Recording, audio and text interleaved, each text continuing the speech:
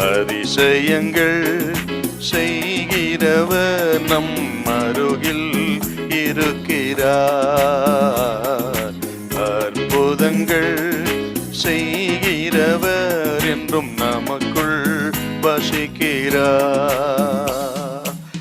யாத்திராகமம் 3ஆம் அதிகாரம் 2-3 வசனம் வாசிங்க பார்க்கலாம். அங்கே கர்த்தருடைய தூதனானவர் ஒரு முட்செடியின் நடுவிலிருந்து உண்டான அக்கினி ஜுவாலையிலே நின்று அவனுக்கு தரிசனமானார். அப்பொழுது அவன் உற்று பார்த்தான். முட்செடி அக்னியால் ஜுவாலித்து எரிந்தும் அது வெந்து போகாமல் இருந்தது. இப்பொழுது மோசே, இந்த முட்செடி வெந்து போகாதிருக்கிறது என்ன? நான் கிட்ட போய் அந்த அற்புத காட்சியை பார்ப்பேன் என்றார். பக்தன் மோசே மீதியான் தேசத்து வனாந்தரத்தில் இருந்து தன் மாமனாருடைய ஆடுகளை மேய்ச்சு கொண்டிருந்தார்.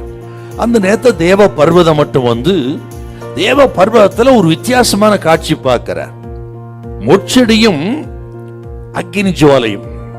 இந்த அக்கினி ஜுவாலை பற்றி எரிந்தும் முட்செடி அது அடிந்து போகாமல் இருப்பது புத காட்சி பார்க்கிறார்.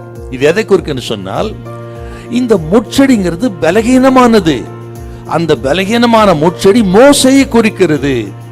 பற்றி எரிகிற அக்கினி ஜுவாலை என்பது தேவனை குறிக்கிறது. அர்த்தம் என்ன? பலகீனமாயிருக்கிற இந்த மோசையை அக்கினியாகி தேவன் ஆட்கொண்டு கையில் எடுக்கும் பொழுது அவர் திட்டத்திலே மோசே பயன்படுத்தப்படுவார்.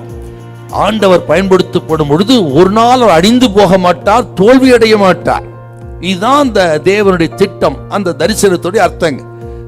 ஆகவே நீ என் ஊழியத்துக்கு வா என்று ஆண்டவர் அழைக்கிறார். ஆனால் இவரோ பல சாக்கு போக்கள் சொல்றதை நம்ம பார்க்கிறோம். ஏன் அப்படி சொல்றான்னு கேட்டீங்கன்னா, தன்னுடைய நிலைமையை உணர்ந்து தன்னை பார்த்து நான் எம்மாத்திரம் என்று நினைத்து வருவதற்கு தயங்கி ஆண்டவரோடு வாக்குவாதம் பண்றாரு. ஆண்டவரே, முது திட்டத்துக்கு நான் ஒன்றும் அவ்வளவு முக்கியமானவன் அல்ல, திறமசாலி அல்ல. ஆனால் ஆண்டவர் சொல்கிறார், என் திட்டத்துக்கு சரியான தகுதியான நபர் நீதான், உன்னைத்தான் தெரிந்தெடுத்திருக்கிறேன், வா என்று அழைக்கும் பொழுது பக்தன் மோசே வர மறுத்து, நான் எம்மாத்திரம் ஆண்டவரே.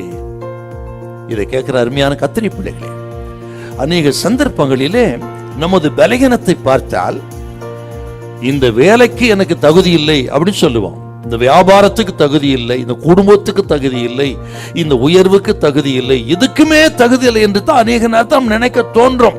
இருக்கலாம் அப்படி. ஒருவேளை கர்த்தர் ஊழியத்துக்கு அழைக்கும் பொழுது அப்படி நினைக்கலாம். ஆனால் கர்த்தர் சொல்றது என்னன்னா, ஆண்டவரை விசுவாசித்து தேவனை அண்டிக் கொண்டால் பலவீனமான உங்களை அவர் ஆட்கொண்டு எடுத்து பயன்படுத்துவார். அந்த விசுவாசத்துக்குள்ளே வர வேண்டும்.